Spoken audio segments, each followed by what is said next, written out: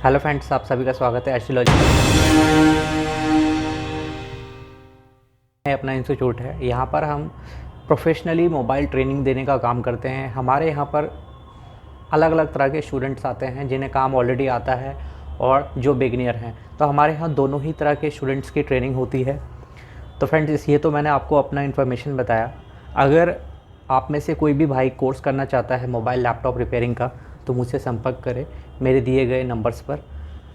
और जो भी कोर्स आप ज्वाइन करते हैं उसमें आपको मास्टर लेवल पर आपको ट्रेनिंग मिलेगी। और आप प्रॉपर आईसी पर जब तक काम नहीं सीख जाते हैं तब तक आप यहाँ पर ट्रेनिंग लीजिए, कोई भी एक्स्ट्रा चार्ज नहीं लगेगा, क्योंकि हम प्रॉपर बंदे का हाथ सेट करके यहाँ से भेजते हैं। तो चलिए, आज मैं आपके जो ये वीडियो लेकर आया हूँ, आज वीडियो है कि हमारे पास एक सैमसंग का फ़ोन है और इस फ़ोन में फ़ॉल्ट ये है कि ये फ़ोन ऑन नहीं हो रहा। इस फ़ोन की APPM IC से फ़ॉल्ट है और ऑलरेडी डायग्नोस कर रखा हमने। इसका APPM IC जो होता है वो बक सप्लाईज आउटपुट नहीं कर रहा है, ठीक है, जिसके वजह से CPU ऑन नहीं हो रहा है। तो CPU इनेबल अगर नहीं होता है कभी भी तो डिवाइस ट्रिगर नहीं करेगा।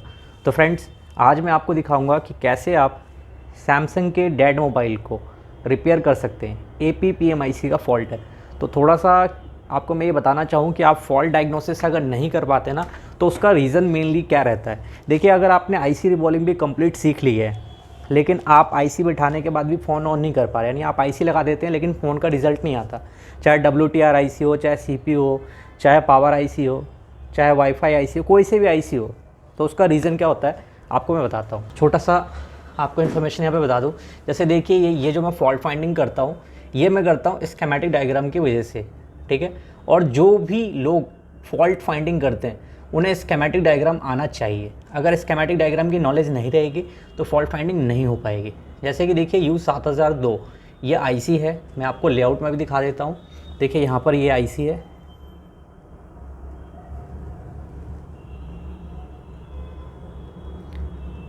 ये U7002 है जो APPM IC है। अब इसको आपको मैं डायग्राम में दिखा रहा हूँ। तो देखिए, इसकी जो बक सप्लाइयाँ हैं जो यहाँ पे देख रहे हैं आप, ये देखिए एल्टास AP, VDD, APLO, AP। तो ये जो सप्लाइयाँ हैं और इनकी जो इन्फॉर्मेशंस होती हैं जिसमें एम्पेयर्स वगैरह कितनी यहाँ से आउटपुट होनी चाहिए, वोल्टेजेस क्या रहने चाहिए, वो स्कीमेटिक में ही बताया जाता है। आपको स्कीमेटिक डायग्राम में मास्टर बनना है, आपकी फॉल्ट फाइंडिंग 100% सही होगी, ठीक है। तो फ्रेंड, सबसे पहले मैं आपको मोबाइल को DC एम्पेयर मीटर यानी जो अपना चार्जर होता है उससे चेक करके दिखाता हूँ, और फिर DC सप्लाई से भी मैं आपको चेक करके दिखाऊंगा इस फ़ोन का फ़ॉल्ट।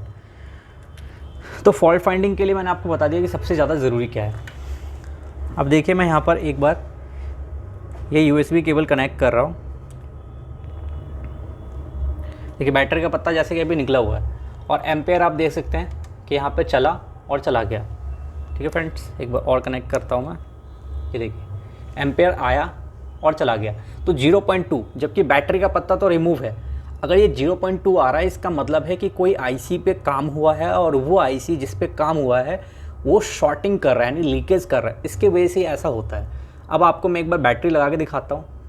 ये देखिए, बैटरी लगाने पे 0.6 पे आ रहा है ये, और फ़ोन पे देखिए स्क्रीन पे कोई भी रिस्पॉन्स नहीं है, क्योंकि इसकी APPM IC जो है वो लीक कर रही है। जैसे कि बैटरी का पत्ता हटाया हमने, ये देखिए, और जैसे कनेक्टर लगा रहे हैं तो 0.2 एम्पेयर वहाँ पे चलता है। तो इस ये लीकेज की वजह से है।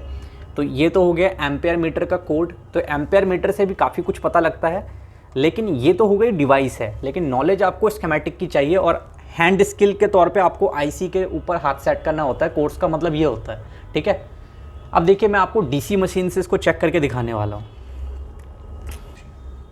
तो फ्रेंड, अब मैं आपको DC सप्लाई से इसको चेक करवा रहा हूँ। DC सप्लाई से भी हमें काफ़ी हेल्प मिलती है फॉल्ट फाइंडिंग में। अब मैं देखो, ये इसका कनेक्टर लगाते टाइम आपको ध्यान रखना है कि जो कनेक्टर है वो सेम रहना चाहिए, वरना आपका जो बूट केबल का कनेक्टर है वो डैमेज हो जाता है। तो देखिए, मैंने यहाँ कनेक्ट कर दिया। कनेक्ट करने के बाद देखिए यहाँ पे 0.2 मिली एम्पेयर का रन दिखा रहा है, ठीक है।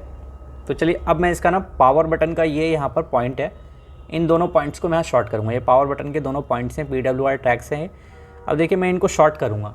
तो शॉर्ट करने पे आप देखिए जो एम्पेयर है वो कहाँ जा रहा है, 263 पे जाके ये स्टॉप हो गया है, ठीक है। तो अभी हमारा जो पावर केबल है कनेक्टेड है और जो एम्पेयर है वो एक स्टेबल जगह पे होल्ड है। एक बार और मैं आपको चेक करवा देता हूँ और इसका मतलब समझ जाइएगा आप। अगर ये सेम फॉल्ट आपका आता है किसी भी एंड्रॉयड के मोबाइल में, तो आप अगर ये कोडिंग याद रखते हैं तो आपको काफ़ी हेल्प मिलने वाली है।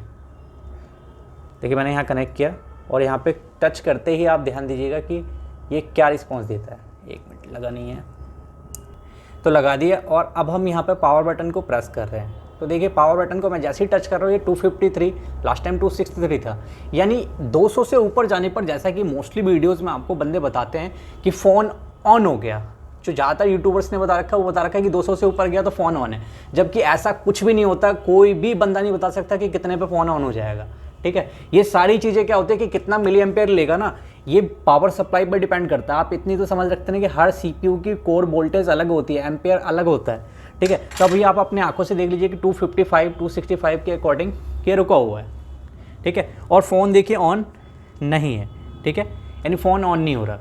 तो ये फ़ोन ऑन क्यों नहीं हो रहा? क्योंकि इसकी जो APPM IC है ना, वो आउटपुट वोल्टेज मतलब CPU के लिए नहीं जनरेट कर रहा। CPU यूनिट अगर स्टार्ट नहीं होगी तो कंट्रोल प्रोसेस स्टार्ट नहीं होता, इसकी वजह से फ़ोन डेड है।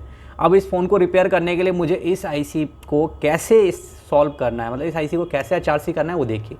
अगर उसके बाद भी ऑन नहीं होता तो इसके बाद कौन से ट्रैक्स चेक करने होते हैं, कौन सी IC चेक करनी होती है, वो भी मैं आपको बताऊँगा। यानी मैं कंप्लीट इस फ़ोन को आपको ऑन करके ही दिखाऊँगा 100%, ठीक है। तो आप देखिएगा, और आप भी अगर ये कॉन्फिडेंट चाहते हैं कि आप जिस फ़ोन को पकड़े वो फ़ोन रिपेयर हो जाए, आपके कस्टमर रिटर्न ना जाए, तो आप भाई मेरे कहीं से भी कोर्स कर रहे हो, एक चीज़ का ध्यान रखना कि स्कीमेटिक डायग्राम में मास्टर बनना है आपको।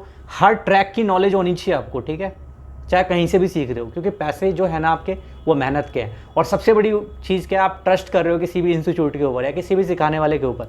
और दूसरा, हैंड स्किल के लिए आपको IC लेवल पर, कंपोनेंट लेवल पर हाथ सेट करना है। 100% मैं कहता हूँ आप रिपेयरिंग कर सकते हो। तो फ्रेंड्स, अब मैंने फ़ोन को क्या कर लिया है, डिसअसेंबल कर लिया है। जो कैमरा वगैरह है वो कभी भी आपको बोर्ड पे लगा हुआ नहीं छोड़ना है, ठीक है। अब मैं इसको सेट कर रहा हूँ। एक चीज़ आप ध्यान रखना, जो मैं अभी रिकॉर्डिंग कर रहा हूँ वो मैं मोबाइल से कर रहा हूँ। अब जो आपको रिकॉर्डिंग देखने को मिलेगी ना, वो मेरे माइक्रोस्कोप के कैमरा से मिलेगी। इसमें मेमोरी कार्ड है जिसमें कि मैं रिकॉर्डिंग सेव करूँगा, ठीक है फ्रेंड्स। तो अब आपको सारी रिकॉर्डिंग जो देखने को मिलने वाली है ना, वो माइक्रोस्कोप के कैमरे से देखने को मिलने वाली है, ठीक है। क्योंकि मोबाइल से क्या है ना, क्लैरिटी नहीं आ पाती है उतनी।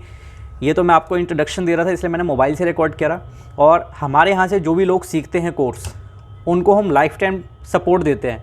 कोई भी नया फ़ोन मार्केट में आ जाए, उसकी फ्री क्लास होगी, चाहे किसी भी सेक्शन में उसको कोई प्रॉब्लम हो जाए। मान लो कोर्स कर लिया आपने, और ये नहीं है कि हम आपसे दोबारा पैसा लेंगे, आपको बिल्कुल फ्री सपोर्ट रहेगा हमारी तरफ से, ठीक है फ्रेंड्स। तो फ्रेंड, हमने यहाँ पर मदरबोर्ड को यानी PCB को मैंने अपने PCB होल्डर में सेट कर लिया है। अब आप देख भी सकते हैं कि माइक्रोस्कोप जो है हमारा कनेक्टेड है टीवी से। अब आपको सारी रिकॉर्डिंग जो रिपेयरिंग की देखने को मिलने वाली है ना, कि IC पे काम कैसे करे सेफ हैंड, ठीक है, बिना किसी प्रॉब्लम के, तो वो आपको माइक्रोस्कोप के कैमरे से देखने को मिलेगा। तो चलिए आप माइक्रोस्कोप के कैमरे के स्क्रीन पर चलते हैं।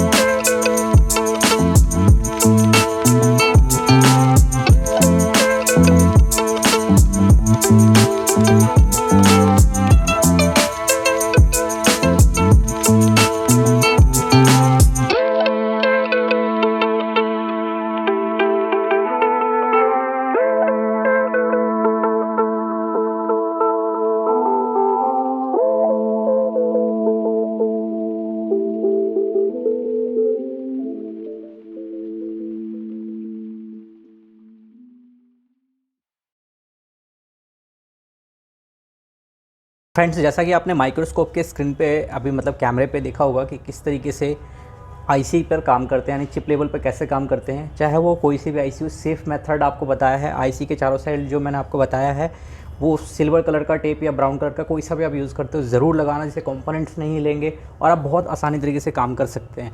ठीक है फ्रेंड्स, हमारे चैनल को सब्सक्राइब ज़रूर कर लें, क्योंकि आपको काफ़ी इन्फॉर्मेटिव वीडियोज़ हमारे चैनल पर मिलने वाली है। और हम अपने चैनल पर फ्री रिपेयरिंग कोर्सेज़ की वीडियोज़ भी डालते हैं, यानी बहुत सारे टॉपिक्स आपको बिल्कुल फ्री में सीखने को मिलेंगे, जो कि आपको पैसे देकर भी कई बार सीखने को नहीं मिलता है। तो अब मैं आपको इस फ़ोन को चालू करके दिखाने वाला हूँ, तो मैं इसको प्रॉपर्ली सेट कर लेता हूँ। तो इसको मैं सेट करके फिर आपको कंटिन्यू करता हूँ इस वीडियो को। तो फ्रेंड्स, अब आपको मैं इसको डीसी सप्लाई मशीन पे चेक करके दिखाने वाला हूँ। उसके लिए आपको पता है कि 2 बटन्स हमें शॉर्ट करने जो PWR के हैं, ये 2 बटन शॉर्ट करने होंगे हमें। ठीक है फ्रेंड्स, तो अब आपको डीसी सप्लाई पे मैं दिखाता हूँ कि ये फ़ोन ऑन हुआ या नहीं हुआ। ठीक है, तो फ्रेंड्स, जैसे आपको मैंने वीडियो के स्टार्टिंग के प्रोसेस में दिखाया था, सेम प्रोसेस से आपको मैं दिखाने वाला हूँ। सबसे पहले हम इसको USB से चेक कर लेते हैं। अब ये फ़ोन चूँकि डेड है तो इसकी बैटरी जहाँ तक मुझे उम्मीद है पूरी डाउन ही होगी। देखते रहिए आप। तो ये देखिए सैमसंग गैलेक्सी S6 एज लिखा हुआ आ गया और अभी ये स्क्रीन आके चली गई है। तो ये देखिए, और एक बार और आपको मैं ये दिखा देता हूँ। ये देखिए DC एम्पियर मीटर का जो है वो रीडिंग अभी चलना स्टार्ट हो गया है, और इस पर अपना जो अभी बैटरी डाउन है इसकी वजह से ये मतलब आ रहा है, स्क्रीन जा रहा है। अब मैं आपको इसको DC मशीन से चेक करके दिखाऊंगा, क्योंकि वीडियो की स्टार्टिंग में मैंने आपको सेम वे से बताया था। तो अब हम DC कनेक्टर से इसको कनेक्ट करके दिखाने वाले हैं। तो अब देखिए, मैं इसको DC से मशीन से कनेक्ट करने जा रहा हूँ, फिर मैं आपको इसको पावर बटन को शॉर्ट करके ऑन करके दिखाऊंगा। देखिए अब हमारा लग गया। अब आपको मैं DC मशीन के साथ इसको दिखा रहा हूँ।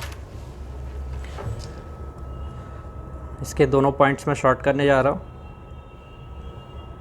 तो देखिए अब मैंने इसको शॉर्ट किया और अब आप ये देखिए एम्पेयर जो है इसका चलना स्टार्ट हो गया और देखिए फ़ोन ऑन हो गया है। तो फ्रेंड्स, ऐसी वीडियो को देखते रहिए। आपको मैं इस स्क्रीन को चला के दिखा रहा हूँ। ये देखिए अपना सैमसंग आना स्टार्ट हो गया है, और आप एम्पेयर पे भी ध्यान दीजिए। ये देखिए फ़ोन अपना ऑन हो चुका है और ये देखिए बिल्कुल सही परफेक्टली काम कर रहा है। तो ये डेड कंडीशन में हमें रिसीव हुआ था और अब आप देख सकते हैं कि बिल्कुल सही ये ऑन हो गया है। ठीक है फ्रेंड्स, तो ये फ्लैगशिप फ़ोन है सैमसंग का S6 एज प्लस है। ठीक है, तो ये चाहे कोई सा भी मॉडल हो, आपको सेम बेस से आपको एक चीज़ याद रखना है कि अगर आप रिपेयरिंग सीखना चाहते हैं, सही में रिपेयरिंग सीखना चाहते हैं, तो फ्रेंड्स आपको एक चीज़ ध्यान रखना होगा कि आपने कोर्स कर लिया हो, चाहे करने की सोच रहे हो, एक बार हमसे कांटेक्ट ज़रूर करें। आपको 7 दिन की ट्रेनिंग चाहिए। मान लीजिए आपको पूरा कोर्स का नीड नहीं है, आपको कुछ डाउट्स हैं वो क्लियर करना है, आप उसके लिए भी हमसे संपर्क करिए। पूरी कंप्लीट ट्रेनिंग करनी है, उसके लिए भी आपसे हमसे संपर्क करिए और एक बार हमें मौका ज़रूर दें। सभी इंस्टीट्यूटों में जाएं, फिर हमारे पास आएँ, डेमो क्लास लें और हमारे यहाँ क्लास लेकर देखें। अगर आपको भाई बंधु वाली बात नज़र ना आए कि भैया यहाँ पर सेटिस्फेक्शन नहीं है, यहाँ पर चीज़ों को सिखाया नहीं जा रहा या स्टूडेंटों की केयर नहीं है, तो आप हमारा इंस्टीट्यूट ज्वाइन मत करिएगा। मैं हिमांशु कुमार फिर मिलता हूँ आपसे किसी दूसरी वीडियो में। तब तक के लिए जय हिंद।